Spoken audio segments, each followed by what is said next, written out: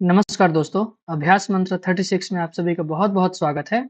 हमारे सीरीज शिक्षक भर्ती प्री बैच की क्लास को आगे बढ़ाते हुए आज हम मनोवैज्ञानिक के एक ऐसे सिद्धांत को पढ़ने जा रहे हैं, जिसने सीखने के तरीके को पूरी तरह से बदल कर रख दिया।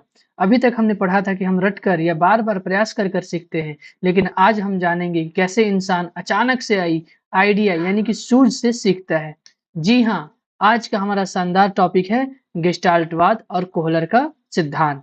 ठीक है दोस्तों, तो शिक्षक भर्ती परीक्षाओं के लिए यह चैप्टर बहुत ही महत्वपूर्ण है। तो बिना किसी देरी के अपनी कॉपी पेन निकाल लीजिए और चलिए शुरू करते हैं आज का महत्वपूर्ण क्लास। सबसे पहले हम समझते हैं कि आखिर एक गेस्टाल्टवाद है क्या।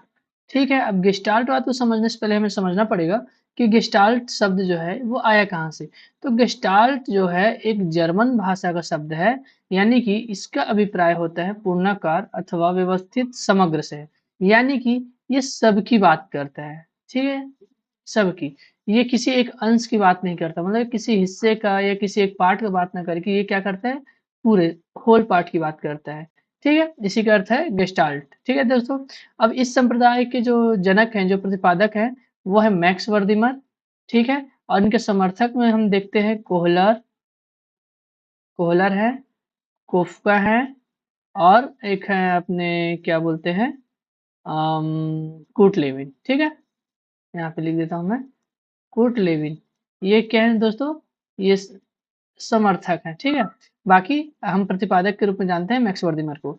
अब देखिए, इस सिद्धांत के प्रवर्तकों का मानना है कि किसी भी संरचना को भली भांति पता उसके संपूर्ण गुणों से चलता है, न कि उसके अवयव। अवयव यानी कि दोस्तों, अवयव का अर्थ हम यहाँ पे जान सकते हैं, इसका अर्थ होता है पार्ट। ठीक है, हिस्सा, है ना, छोटे-छोटे हिस्से को अलग-अलग अवलोकन से। जैसे कि मान लीजिए आपका एक मित्र है, आप क्या सबसे पहले उसका जो चेहरा है, ठीक है, मान लीजिए चेहरा है इसका, ठीक है, ये आपका दोस्त है। आप क्या उससे पहले आँखों को देखेंगे, फिर नाक को देखेंगे, फिर बाल को देखेंगे, फिर कान को देखेंगे, फिर होंठ को देखेंगे। क्या आप ऐसे देखते हैं? नहीं देखते हैं, बल्कि आप एक बार में उसके पूरे चेहरे को देख लेते हैं। तो यही है दोस्तों गेस्टाल्टवाद। गेस्टाल्टवाद भी कहता है कि हम एक बार में सारे चेहरे को देखेंगे उसको, ना कि उसके एक-एक अवयव, ना कि एक छोटे-छोटे हिस्सों को हम देखेंगे। ठीक है दोस्तों? चलिए, हम किसी नई बात को नवीन समग्राकृति की रचना द्वारा सीखते हैं, यानी कि यह संगठन पुनर्गठन की क्रिया अपने क्रिया में होने वाले परिवर्तनों के रूप में व्यक्त होती है, इसे अधिगम कहते हैं। कुल मिला के दोस्तों, हम अगर इसका मूल मंत्र समझें तो ये कहते हैं whole is greater than a part. यानी कि हम किसी के जो रूप रंग है या फिर किसी के गुण हैं, जैसे कि मान लीजिए आप मुझे, जैसे मैं आपको यहाँ पे पढ़ा रहा हूँ, तो क्या आप मुझे एक अच्छा व्यक्ति कह सकते हैं? देखिए, अगर आप मुझे एक अच्छा व्यक्ति कहेंगे तो ये अधूरा बात होगा। क्यों? क्योंकि आप सिर्फ़ मेरा एक हिस्सा देख रहे हैं कि मैं यूट्यूब पे पढ़ा रहा हूँ, ठीक है? फ्री बैच में ला रहा हूँ। आप केवल मेरे एक गुण को देख रहे हैं। आप ये नहीं जानते कि मैं सामाजिक तौर पे कैसा हूँ, मेरा व्यवहार कैसा है, मैं कैसे लोगों से बातें करता हूँ, मैं लोगों के बारे में क्या सोचता हूँ, मेरी मेरी नैतिकता क्या है, मोरल वैल्यूज़ क्या हैं। आप इन सब मेरे गुणों को नहीं देखते, नहीं जानते। तो जब तक आप इन गुणों को नहीं जानते, तो आप मेरे व्यक्तित्व के बारे में कुछ भी नहीं कह सकते। यानी कि whole is greater than a part. तो गेस्टाल्टवाद ये सबकी बात करते हैं, समग्र, ये सारी चीजों की बात करता है, तब जाके आगे ये सिद्धांत चलता है। ठीक है दोस्तों, अब इनके सिद्धांत के हम देख लेते हैं फिर से एक बार कि इसके समर्थकों में वर्दिमर, वर्दिमर तो इनके जो थे वो प्रतिपादक थे, ये जनक थे, वर्दिमर। ठीक है दोस्तों, कोफ्का, कोहलर, और ये कोम्बका नहीं दोस्तों, ये गलत टाइपिंग हुआ है, ये है कुटलेविन। ठीक है, कुर्ट लेविन ये समर्थक है। चलिए दोस्तों आगे बढ़ते हैं। अब देखिए, गेस्टाल्टवाद का उद्भव साहचर्यवाद के विरोध स्वरूप हुआ। देखिए, साहचर्यवाद का अर्थ ये होता है कि छोटे-छोटे टुकड़ों को या छोटे-छोटे जानकारियों को जोड़ के आगे बढ़ना, है ना? और ये है अपना साहचर्यवाद। और गेस्टाल्टवाद का यानी कि सबकी बात एक बार में करेगा, छोटे-छोटे हिस्से करेगा ही नहीं। जैसे कि हम एक उदाहरण से समझते हैं इस लाइन को। जैसे कि मान लीजिए एक है एप्पल, ठीक है? अब इसमें साहचर्यवाद कहेगा कि पहले आप उसके रंग को देखेंगे, फिर उसके आकार को देखेंगे, फिर आप उसे स्मेल करके सूंघेंगे कि इसका जो महक है वो कैसा है ना? और इन सबको साथ में लेके चल रहे हैं, छोटे-छोटे हिस्सों को, छोटी-छोटी जानकारियों को। तो ये साहचर्यवाद है। लेकिन गेस्टाल्टवाद कहता है कि नहीं भाई, आप एक बार में ही इस एप्पल को देखेंगे, उसे उसे सूंघेंगे, उसे मतलब एक-एक गुणों को उसको बारी-बारी से नहीं देखेंगे, बल्कि आप एक बार में ही पूरे सेब को देखते हैं। तो ये गेस्टाल्टवाद का कहना है और साहचर्यवाद का कहना है कि नहीं, हम पहले उसके रंग देखेंगे, फिर आकार, फिर महक, यानी कि छोटे-छोटे पार्ट की बात करता है साहचर्यवाद। ठीक है दोस्तों? अब देखिए, गेस्टाल्टवादी कहते हैं कि भाई बालक एक यंत्र नहीं है कि आप उससे बार-बार प्रैक्टिस कराएँ। जो हमने आरएस थ्योरी में भी देखा, हमने एसआर थ्योरी में भी देखा कि मतलब एक ही क्रिया को बार-बार अगर हम कराते हैं, उद्दीपक देते हैं, तो बच्चा धीरे-धीरे वो सीख जाता है। यानी कि तो मशीन वाली बात हो गई। तो गेस्टाल्टवाद इसके खिलाफ है कि देखिए बालक जो है कोई मशीन नहीं है कि आप उससे बार-बार रिस्पॉन्स, बार-बार स्टिमुलस देके रिस्पॉन्स कराएँ, तो इसके खिलाफ है। गेस्टाल्टवाद के अनुसार व्यवहारवाद की जो है उद्दीपन अनुक्रिया क्या है? वो व्यर्थ है। यानी कि इनका कहना ये है कि बच्चे के अंदर अचानक से एक सूझ आएगा, अचानक से एक आइडिया जन्म लेगा। उसके लिए उद्दीपन या अनुक्रिया ये सब जो बातें हैं वो व्यर्थ हैं। ठीक है दोस्तों, इसे आप ध्यान रखिएगा। ये काफ़ी महत्वपूर्ण पंक्ति है, ये आया पूछा जा चुका है। चलिए आगे देखते हैं। बालक जो है समग्र परिस्थिति के प्रति अनुक्रिया करके सीखता है। जैसे कि मान लीजिए अब अभी आप लोग का जो एग्ज़ाम होने वाला है ना? एग्ज़ाम होने वाला है अम, अक्टूबर में है शायद तक, है ना? अभी डेट शायद मुझे याद नहीं आ रहा है।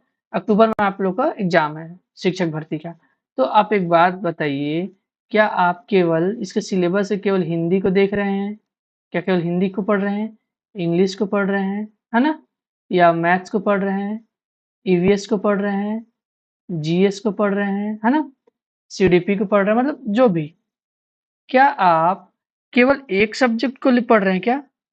क्या आप केवल पीवाईक्यूज़ पे डिपेंड हैं कि आप केवल एमसीक्यूज़ पे डिपेंड हैं? नहीं, आप सबके ऊपर डिपेंड हैं। आप एमसीक्यू भी देख रहे होंगे, आप पीवाईक्यू भी देख रहे होंगे, करंट में जो पूछा जा रहा है, उस पे भी आप ध्यान दे रहे होंगे, आप जीएस भी पढ़ रहे होंगे, सीडीपी भी पढ़ रहे होंगे, ईवीएस भी पढ़ रहे होंगे, है ना? यानी कि आप जो है, आपकी जो परिस्थिति है, आप इसके प्रति अनुक्रिया कर रहे हैं ना, ना कि केवल एक सब्जेक्ट के प्रति अनुक्रिया कर रहे हैं, केवल एक सब्जेक्ट को पढ़ रहे हैं। तो यही कहता है कि जो बालक यानी कि आप सभी समग्र परिस्थिति के प्रति अनुक्रिया करके सीखता है। तो ये समग्र परिस्थिति है आप सभी की, यानी कि पूरे सिलेबस के अंदर के सब्जेक्ट है, तो आप इनके परिस्थिति के प्रति आप अनुक्रिया करके क्या कर रहे हैं? सीख रहे हैं।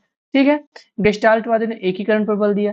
अब आप देख सकते हैं कि मैंने एमसीक्यू, यहाँ पे मैं पीवाईक्यू लिख देता हूँ, ठीक है? और इतने सारे सब्जेक्ट आपने सबको एकीकरण कर दिया और एकीकरण करके ही आप सीख रहे हैं। इसीलिए जो गेस्टाल्टवादी हैं वो एकीकरण पे बल देते हैं।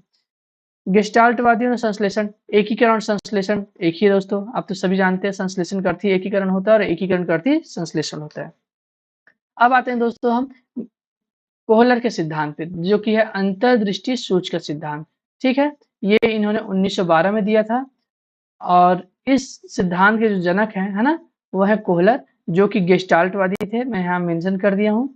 प्रयोग इन्होंने वन मानुस यानी कि चिंपांजी पे किया था और लगभग 6 चिंपांजी ये यूज़ में लाए थे। लेकिन उसमें एक ही फेमस हुआ, एक प्रसिद्ध हुआ जिसका नाम था सुल्तान। और प्रयोग का स्थान था दोस्तों किनारी द्वीप, जो कि अफ्रीका में है। कोहलर का जन्म, ये जन्म से तो जर्मन जर्मन के थे, जर्मनी में इनका निवास हुआ, लेकिन जर्मन में इनका जन्म हुआ, लेकिन ये निवासी बाद में जाके अमेरिका में बस गए, तो ये अमेरिका की सिटीजनशिप ये ले लिए थे। ठीक है? और दोस्तों अंतर्दृष्टि सूच सिद्धांत में कोहलर के जो सहयोगी करते हैं, जो सहयोग करते थे, वो थे कोफ़्का। ठीक है दोस्तों? चलिए इनके उपनाम के बारे में थोड़ा-सा चर्चा कर लेते हैं। गेस्टाल्ट सिद्धांत, भाई इसलिए क्योंकि जो कोहलर थे वो क्या थे? खुद गेस्टाल्टवादी थे, है ना? तो इनके सिद्धांत में गेस्टाल्ट वाद का आपको देखने को मिलेगा ही। ठीक है? संपूर्णाकार सिद्धांत, संपूर्णाकार सिद्धांत इसलिए दोस्तों क्योंकि गेस्टाल्टवाद जो है संपूर्ण की बात करता है ना? अंश की बात नहीं करता। कोहलर का सिद्धांत, भाई कोहलर ही जनक थे। समग्रवादी सिद्धांत, आप समझ पा रहे होंगे गेस्टाल्ट का अर्थ ही होता है समग्र। सूझवादी सिद्धांत और गेस्टाल्टवादी जो है वो एस आर और आर एस की बात नहीं करते बल्कि सूझ की बात करते हैं। ये इनका ही कहना ये है कि अगर आपके सामने कोई समस्या आती है और समस्या का ये शर्त क्या रखते हैं कि समस्या जो है पूर्ण होनी चाहिए। ठीक है? यदि समस्या पूर्ण आपके सामने आती है, तो आप अचानक से आपके अंदर एक आइडिया आएगा। आप ध्यान दीजिएगा दोस्तों, आप जो है मान लीजिए मैथ्स बना रहे होते हैं और आपको समझ नहीं आता है कि ये बनेगा कैसे, तो अचानक से आपको एक आइडिया आता है कि एक काम करते हैं, ऐसे ट्राई करके देखते हैं और आप ट्राई करते हैं, वो बन जाता है। तो वही आपका आइडिया है दोस्तों। इसके लिए आपने एसआर यानी कि आपने बार-बार रिस्पॉन्स कर नहीं किया है ना? आपको अचानक से वो सूझ आया, तो इसी की बात करते हैं ये।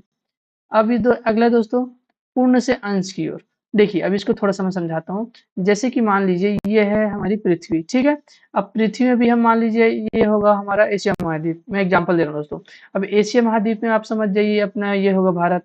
भारत में हम यहाँ होंगे छत्तीसगढ़ में, छत्तीसगढ़ में हम होंगे महासमुंद में, है ना? तो ऐसे यानी कि आप अभी वर्तमान समय में आप जहाँ बैठे होंगे, तो ये क्या है? ये पूर्ण से, ये पृथ्वी क्या थी? पूर्ण थी। और ये जहाँ आप बैठे हैं तत्काल समय में, वो क्या है आपका अंश। ये इसकी बात करते हैं पूर्ण से अंश की ओर, ठीक है। अगला दोस्तों, तात्कालिक ज्ञान का सिद्धांत, जो कि मैंने आपको यहाँ पे दिया कि आप किसी समस्या के में उलझे रहते हैं, आपको समझ आता नहीं है कि हम कैसे इसका समाधान करें, अचानक से एक सूझ आता है, जो कि पहले या रात में आपने तैयारी नहीं किया था, 2 दिन पहले आपने तैयारी नहीं किया था, क्योंकि समस्या आपके सामने तुरंत आया और आप उस समस्या से निकलने के लिए जो तात्कालिक ज्ञान का जो प्रयोग करते हैं, उसे ही हम तात्कालिक ज्ञान कहते हैं। इसीलिए इस सिद्धांत को हम तात्कालिक ज्ञान का सिद्धांत भी कहते हैं, जो कि हम चिंपांजी को देखेंगे इसको प्रयोग में कैसे उसने तात्कालिक ज्ञान का प्रयोग किया था। अंतर्दृष्टि, अब अंतः मतलब आपके अंदर में अचानक से जो आपको जो समाधान मिलेगा, इसीलिए इसे अंतर्दृष्टि का सिद्धांत भी कहते हैं। अब थोड़ा और बारीकी में समझते हैं दोस्तों इसको। देखिए, गेस्टाल्ट शब्द का अर्थ, गेस्टाल्ट शब्द का अर्थ होता है समग्रता, यानी कि संपूर्ण। और ये किस भाषा से दोस्तों? तो जर्मन भाषा से है। गेस्टाल्टवाद संप्रदाय के जनक कौन है दोस्तों? तो मैक्स वर्दिमर है, ठीक है।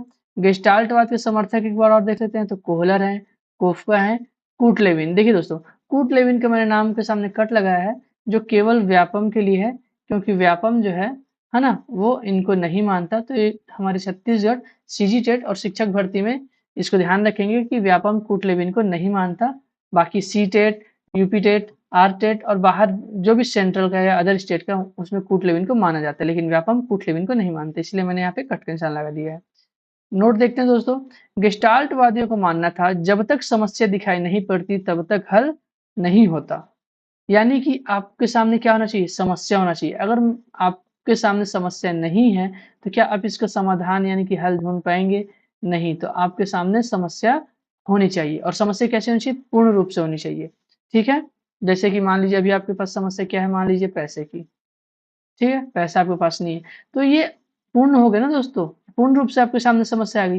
तो जब तक आपके पास पैसे की समस्या नहीं आई, क्या आप पैसे का समाधान करेंगे?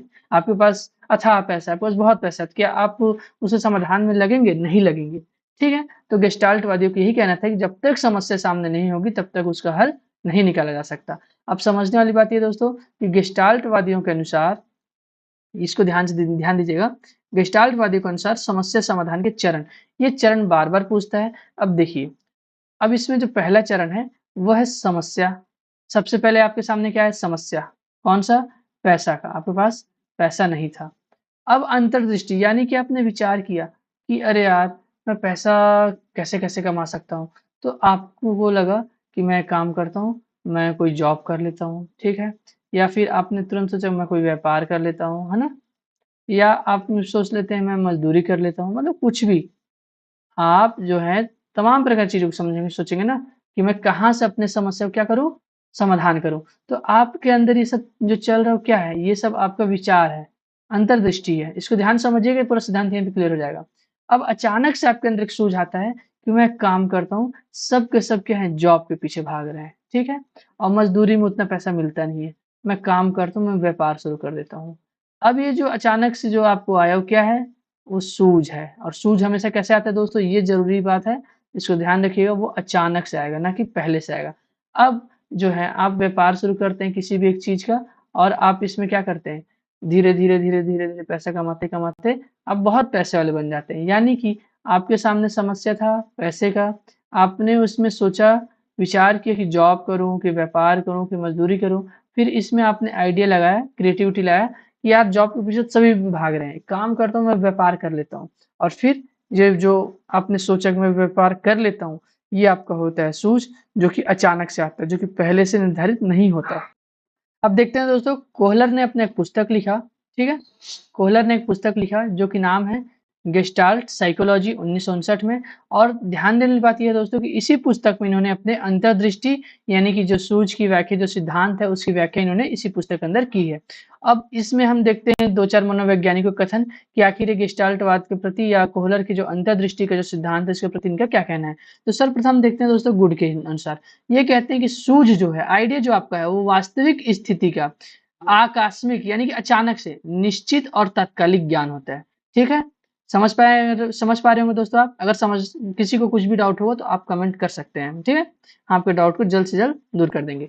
गेट्स ने कहा कि गेस्टाल्टवादी सिद्धांत बालक को स्वयं खोज करके ज्ञान अर्जन करने के लिए प्रोत्साहित करता है। बिल्कुल सही बात।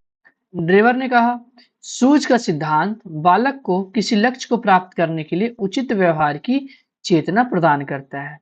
जैसे कि मान लीजिए, एक मैं उदाहरण देता हूँ। जैसे कि एक बालक है, वो अपने घर में अकेले है, ठीक है? अकेले है और अचानक से उसे घर में आग लग गई।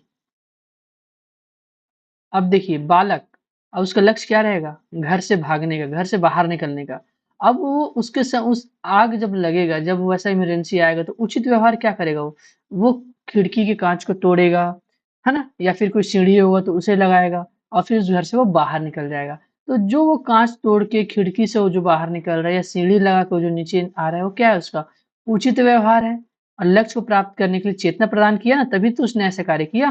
क्या वो करता? अगर आग नहीं लगती तो ऐसा स्थिति अगर नहीं आता तो क्या वो खिड़की तोड़ता? नहीं तोड़ता। यानी कि बालक जो है वो किसी लक्ष्य को प्राप्त करने के लिए उचित व्यवहार की चेतना प्रदान करता है।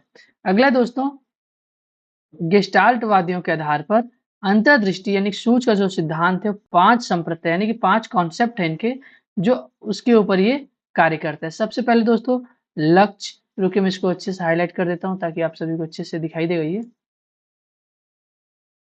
और डार्क हो गया।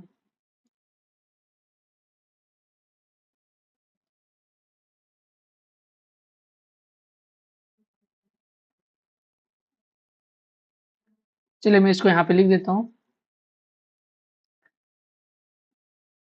लक्ष्य, पहला है दोस्तों लक्ष्य। लक्ष्य के बाद आएगी आपको बाधा। बाधा से आएगा आपको तनाव। तनाव से आप करेंगे संगठन।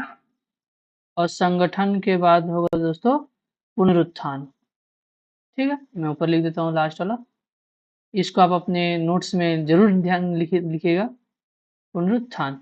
देखिए अब मैं एक ऐसा उदाहरण देता हूँ जो आप सभी के जीवन पे ये जुड़ जाएगा। जैसे कि सबसे पहले आपका लक्ष्य क्या है? तो आपका लक्ष्य है जॉब। हमें एक शिक्षक बनना है, ये आपका क्या हो गया? लक्ष्य। इस जॉब को लेने के लिए आपके सामने आएगी बाधा। अब बाधा में सबसे पहले मान लीजिए टेट निकालना, ठीक है? अब आप क्या करेंगे कि इस टेट की वजह से क्या होगा आपको? आपको होगा तनाव। अब इस तनाव से निकलने के लिए अब आप क्या करेंगे? आप यूट्यूब पे पढ़ेंगे, क्लास खरीदेंगे, ऑफलाइन कोचिंग्स करेंगे, है ना? तमाम प्रकार की चीज़ें करेंगे आप। तो अब इसके बाद से जब सारी चीज़ों को आप करेंगे तो क्या होगा? आपको संगठन हो जाएगा, है ना? भई आपने यूट्यूब से पढ़ा, किताबों से पढ़ा, ऑफलाइन क्लासेस लेके पढ़ा, किसी दोस्त से हेल्प लेके पढ़ा, तो ये सारी चीज़ का आपने क्या किया? संगठन किया। और जब आप इसको संगठन कर लेंगे, तो जब आप टेट में बैठेंगे, तो आपका क्या हो जाएगा? पुनरुत्थान हो जाएगा। ठीक है दोस्तों, चलिए आगे और गहराई से मैंने इसे लिखा हुआ है, आगे हम समझते हैं। अब आते हैं दोस्तों कोहलर के प्रयोग पे। तो कोहलर ने प्रयोग किया था 6 चिंपांजी पे, जो कि एप्स नस्ल के चिंपांजी थे। ठीक है दोस्तों, और जो लोकप्रिय हुआ जो चिंपांजी जिसको हम जानते हैं, उसका नाम था सुल्तान। ठीक है। अब इनके हम देखते हैं प्रयोग के जो चरण, इन्होंने कुल 4 चरणों में उसके ऊपर प्रयोग किया था।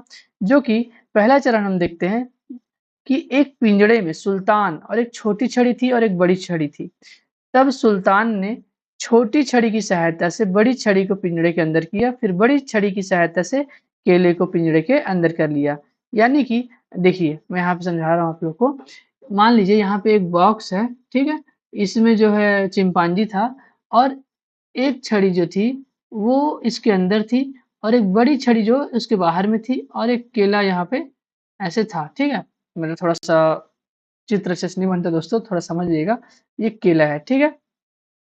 तो वो क्या करता है कि जो छोटी छड़ी है इसकी सहायता से बड़ी छड़ी को पहले अंदर करता है और फिर बड़ी छड़ी की सहायता से केला को अंदर लाके वो उसे खा लेता है। ठीक है, ये पहले चरण में बस इतना हुआ। दूसरे चरण में होता है कि पिंजड़े में 2 छड़ी होती है, केला पिंजड़े से थोड़ा दूर, है ना, थोड़ा और दूर हो गया था और इस बार सुल्तान ने क्या किया, दोनों छड़ियों को जोड़कर केले के पिंजड़े में ला लिया।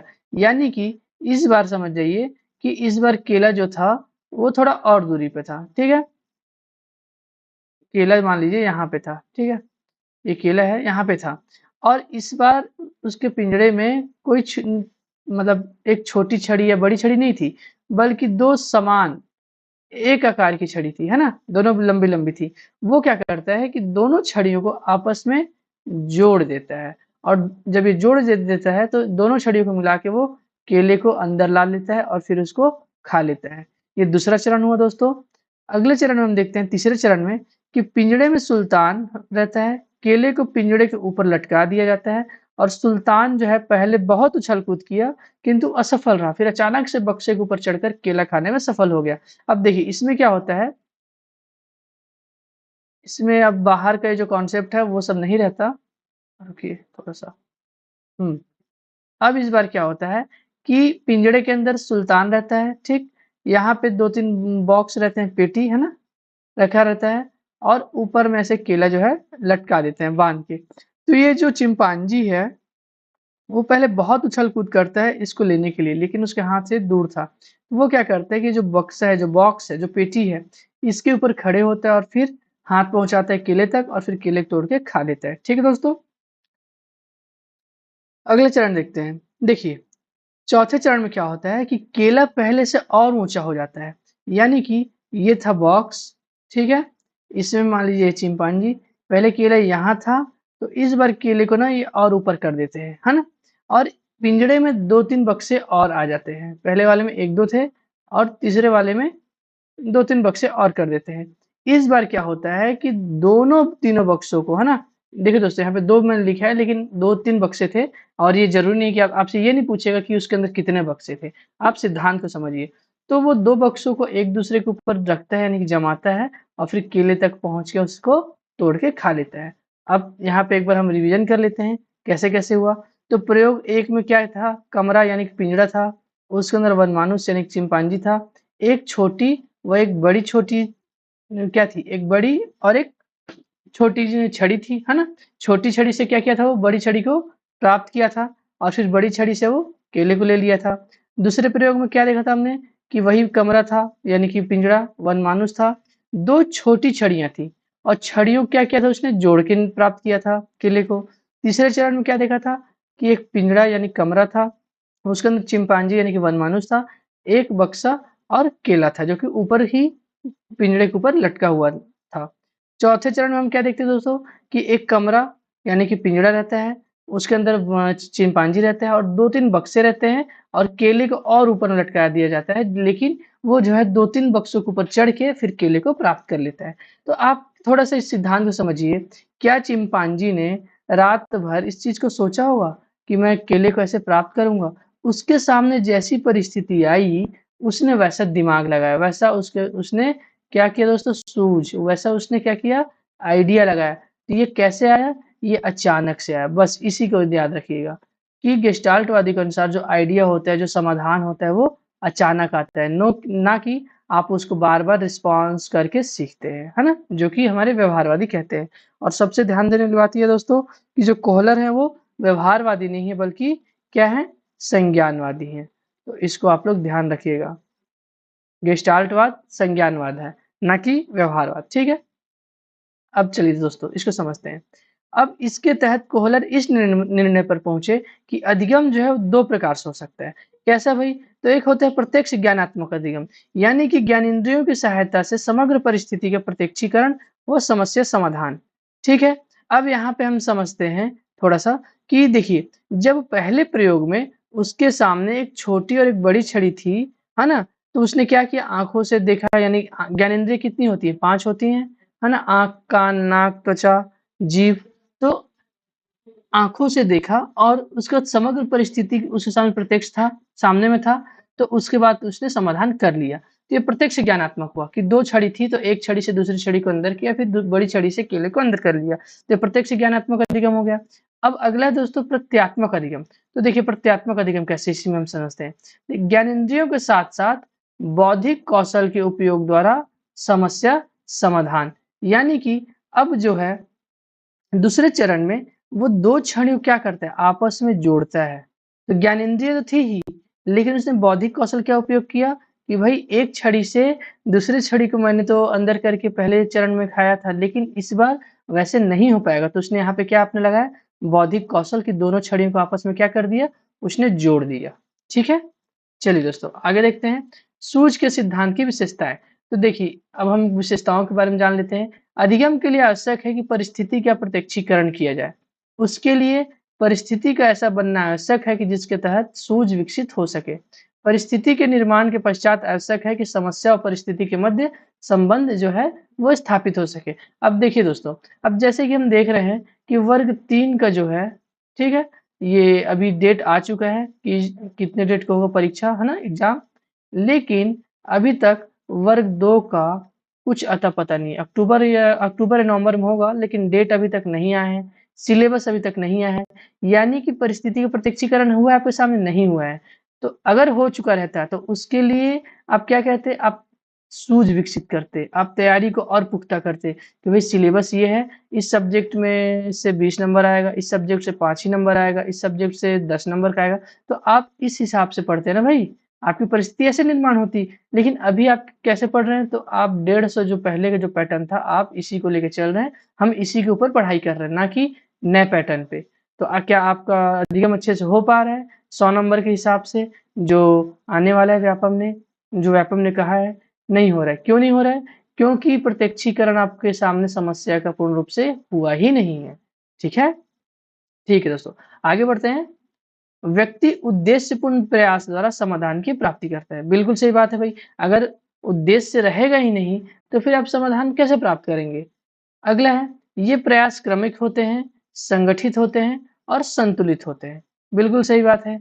सूझ से दक्षता और निपुणता आती है। नवीन परिस्थितियों में सूझ का स्थानांतरण संभव है, अर्थात इसकी पुनरावृत्ति संभव है। जैसे कि आपने देखा कि जो चिंपांजी था वो अपने सूझ से क्या कर रहा था, ट्रांसफर कर रहा था कि एक छड़ी से दूसरी छड़ी को अंदर करना, नहीं हुआ तो अगली बार एक छड़ी में दूसरी छड़ी को जोड़ दिया। पहले बार में, तीसरी बार में एक बक्से के ऊपर चढ़ के उसने किले को प्राप्त किया था। चौथे बार में वो 2 बक्सों को रख के उसके ऊपर चढ़ता है। तो वो क्या कर रहा है, अपने सूझ का स्थानांतरण तो कर रहा है, तो उसकी पुनरावृत्ति भी संभव है। बिल्कुल। सूझ से समझ विकसित होती है और इसका बौद्धिक आधार है। बिल्कुल। सूझ आयु तथा अनुभव से भी प्रभावित होती है। भाई आपका जो उम्र है, आपने जितना अनुभव प्राप्त किया है, उसी हिसाब से आपको आइडिया आएगा ना, उसी हिसाब से तो आप सोच पाएँगे ना। ठीक है? सूझ एक संज्ञानात्मक प्रक्रिया है, ये महत्वपूर्ण है, ये व्यवहारवाद बिल्कुल भी नहीं है। इसीलिए कोहलर का जो सिद्धांत या जो गेस्टाल्टवाद है, वो संज्ञानात्मक है। ठीक है? संज्ञानवाद है। सूझ जो है अचानक विकसित होता है, ये ध्यान रखिएगा। कोहलर ने इसे अहा अनुभव यानी कि यूरेका नाम दिया। ये पूछा हुआ है दोस्तों, इसको आप आईएमपी टिक कर लीजिएगा। संज्ञानात्मक स्तर पर संरचना बनने की प्रक्रिया जो है वो सूझ से विकसित होती है और सूझ की प्रकृति स्थायी होती है और यांत्रिक नहीं होती। यानी कि आप बार-बार कोई भी चीज़ करने के लिए रिस्पॉन्स नहीं कर रहे हैं, बल्कि आपके क्या हो रहा है, अचानक से कोई आइडिया आता है, और जब अचानक से कोई आइडिया आप या क्रिएटिविटी आपके अंदर आता है, तो आप लंबे समय तक उसे याद रख पाते हैं। ठीक है? अब हम देखते हैं दोस्तों कि आखिर ये गेस्टाल्टवाद और ये कोहलर के जो सिद्धांत है उसका शैक्षणिक दृष्टिकोण से क्या उपयोग है। ठीक है, ये आज की हमारी वीडियो का आखिरी स्लाइड है दोस्तों। देखिए, यह बुद्धि, कल्पनाशीलता, सृजनात्मकता व तर्क शक्ति के विकास में सहायक है। जब आप देखते हैं कि क्या समस्या है, इसको कैसे समाधान कर सकते हैं, तो इससे आपकी बुद्धि बढ़ती है, आपके अंदर कल्पनाशीलता आती है कि हम मैं ऐसे करूँगा तो ये अच्छे से हो जाएगा क्या?